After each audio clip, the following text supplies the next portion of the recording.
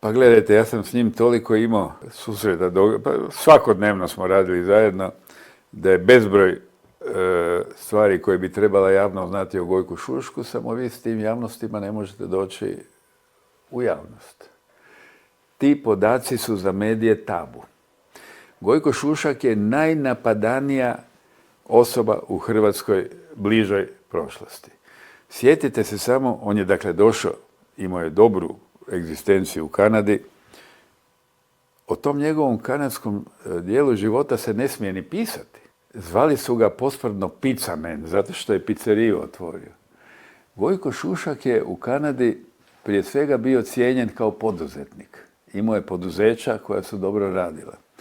Gojko Šušak je u Kanadi bio čovjek koji je radio na polju kulture i polju obrazovanja. To niko neće sad reći.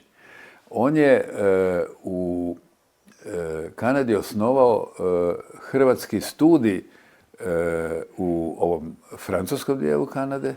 On je bio direktor jedne škole hrvatske u engleskom govornom području. Gojko Šušak je bio predsjednik Hrvatsko-kanadske kulturne unije. Dakle, to je čovjek koji je višedimenzionalan, ali se te njegove dimenzije, koje su izrazito pozitivne, ovdje uopće ne ističu, dapače čak se taje. Drugo, kad je došao ovamo, dobio je putovnicu tadašnje Jugoslavije, bili smo Jugoslavija. Odmah su bacili u eter podatak da je on bio suradnik UDBE u Kanadi. Dakle, ko je to ubacio? Upravo potomci te UDBE koji su polako planirali opet preuzeti vlast i na kraju su i preuzeli. Toliko je bio napadan, on je to tako stoički sve podnosio, uvijek je govorio, on je mene zvao Andro, skraćeno.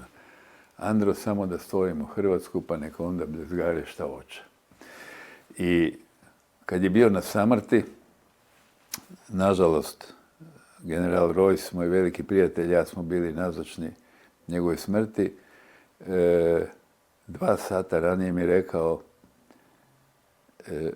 znam da umirem,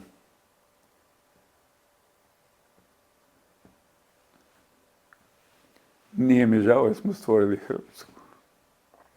Ne mogu govoriti o njemu više.